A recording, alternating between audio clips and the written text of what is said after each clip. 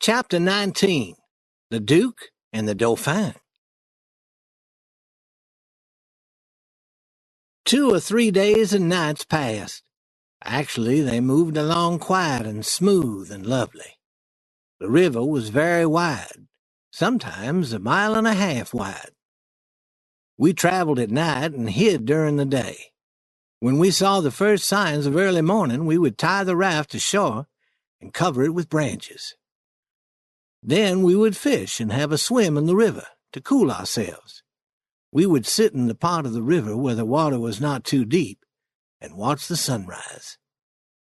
Not a sound anywhere, perfectly still, just like the whole world was asleep, though sometimes we heard the call of a single bird. The first thing that we saw in the pale light of morning, looking far across the river, was a kind of dull line. It was the trees on the other side. We could see nothing else. Then a pale space appeared in the sky. Then more paleness spreading out from the first. Then the river seemed to soften, turning from black to gray. We could see little dark spots moving on the water very far away. Boats. And long black streaks. Rafts. Then a gentle wind would blow, cooling us. The air smelled sweet because of the flowers and trees. The day was bright now. A little smoke would not be noticed, so we built a fire and cooked some fish and other food for breakfast. Afterwards, we sat and watched the loneliness of the river until we were asleep. As soon as it was dark, we'd push the raft out into the river again. Sometimes we would be the only people on the river for hours and hours. It was lovely to live on a raft. The sky above us was filled with stars. We lay on our backs and looked at the stars and discussed whether they were made or just happened. Jim said that they were made, but I said that they just happened. It would have taken a long time to make so many stars. Jim said that the moon could have laid them. That seemed reasonable to me when I thought about all the eggs that birds have laid. We watched falling stars, too, and Jim said that they were stars that were spoiled and were thrown out of the nest. Once or twice during the night, a large boat would pass us in the dark. After a while, the waves made by the large boat would reach our raft and shake it a little. Then all would be quiet again. After midnight, the people who lived in the houses on the shore went to bed. Then, for 2 or 3 hours, the shore was black. No lights in the house windows. The lights in the windows acted as our clock. The first light that appeared again meant that morning was coming, so we needed to find a place to hide the raft immediately. One morning after sunrise, I found a canoe and went a mile up a stream that flowed into the river. I was searching for fruit for Jim and me. Suddenly 2 men came running and shouting to me to save their lives. They said that men with dogs were running after them. They jumped into the canoe with me, and soon I was rowing as quickly as I could toward our raft hidden on the river. One of the men had gray hair and appeared to be nearly 70 years old. He wore an old town hat and a dirty blue wool shirt and torn blue trousers stuffed into his boots. The other man was much younger, about 30. He was dressed in dirty old clothes, too. After Jim and I fed the 2 men their breakfasts, we realized that they didn't know each other. "What were you doing that caused you to be in trouble?" the older man asked. "I was selling a substance for cleaning teeth. And it did clean them, but it ruined them too. I stayed in that town 1 night longer than I should. I was leaving when I met you. You said that men with dogs were running after you, and since I was expecting trouble also, I decided to run with you. And what caused your trouble?" "I was giving talks on the evils of drinking whiskey, and was earning as much as $5 or $6 each night. Women especially enjoyed what I had to say. Then, somehow, it was discovered that I often drink whiskey myself. I learned this morning that people were quietly gathering with their dogs and planning to run me out of town. "Old man," said the young one, "would you care to become a part of a team with me?" "I might. What do you do?" "I've worked at a variety of jobs, printing, teaching music, giving speeches, but what I enjoy most is acting in the theater.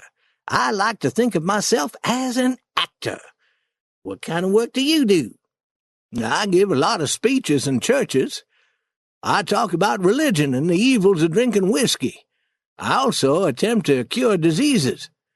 I'm not a real doctor, but I heal the sick by laying my hands on them." No one said anything for a while. Then the younger man sighed a long, sad sigh. "Why are you sighing?" "To think that I should now be in such shameful company." And he wiped a tear from his eyes with a dirty piece of cloth. "What's wrong with us? Why would you want better company than we are?" asked the older man. "I don't blame you, gentlemen. I brought myself down to this low state." "Brought yourself down from where? Where were you brought down from?" "You won't believe me. No one wants to believe me. I'll reveal to you my true name because I have confidence in you. I am the Duke of Bridgewater. My great-grandfather, the oldest son of the Duke of Bridgewater, came to America to breathe the pure air of freedom. He married, had a son, and died, at the same time that his father died back in England. I'm directly related to that baby boy.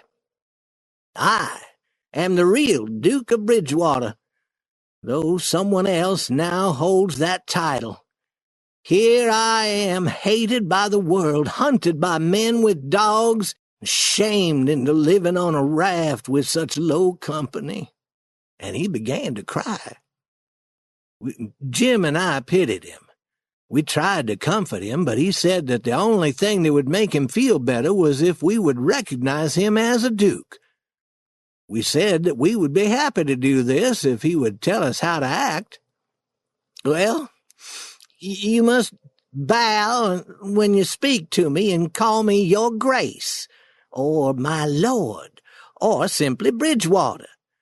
One of you must serve me my meals and do any jobs that I need done." Throughout dinner, Jim stood and served Bridgewater his food. "Will your grace like some fish? Will my lord like some cornbread?" Bridgewater seemed very pleased with this attention. I noticed that the old man was not pleased. He was very quiet and didn't seem happy with all the attention being shown to Bridgewater. That afternoon he said, "I'm sorry about your troubles, Bridgewater, but you're not the only person with troubles of that kind. No, you aren't the only person who has fallen from a high position." "What do you mean?" "You're not the only person who has a secret, who is of noble birth. Can I trust you?" "To the bitter death." He took the old man's hand and said, "That secret of yours, speak." "Bridgewater, I am the Dauphin." Jim and I stared. The Duke said, "Yo who?" "Yes, my friend, it's true. Your eyes are looking this very moment at the long-lost Dauphin, Louis the 17th, son of Louis the 16th and Marie Antoinette. But you're too old to be the Dauphin. Trouble has aged me. Trouble has caused my gray hairs. This unhappy person that you see before you in these dirty old clothes is the rightful King of France." He cried and looked so unhappy that Jim and I decided that the only way we could make him feel good was to tell him how happy and proud we were that he was with us. We told him that we would gladly treat him in the same manner that we were treating the Duke. He thanked us and said that there was not much we could do to help him feel happy. However, he said that it often made him feel better if people treated him like a king. If they got down on one knee whenever they spoke to him, and always called him Your Majesty, and if they served him first at meals and always remained standing until he told them that they could sit. Jim and I thought we could manage that, and always said Your Majesty when we spoke to him, and always remained standing until he told us to sit down. This made him feel much happier. But I soon noticed that the Duke was looking unhappy and not the least bit pleased with the way we were treating the old man. When the old man noticed the change in the Duke, he said, "We'll be together on this raft for a long time, and we can't be unpleasant and unfriendly to each other. That would only make us all feel uncomfortable. It's not my fault that I wasn't born a duke, and it's not your fault that you weren't born a king. We'll have to make the best of this situation. Give me your hand, and let's be friends." The Duke shook the old man's hand. Jim and I were happy to see that they were friends again. We couldn't permit any unfriendliness or uncomfortableness on the raft. What's needed on a raft more than anything else is for everyone to be satisfied and feel kindly toward the others. I knew from the beginning that these men were not kings or dukes, but just liars. I never said anything, never let them know, but kept this information to myself. I didn't want to have quarrels on the raft, didn't want to have trouble. If they wanted Jim and me to call them king and duke, I wouldn't object. What I wanted was to keep the peace in the family.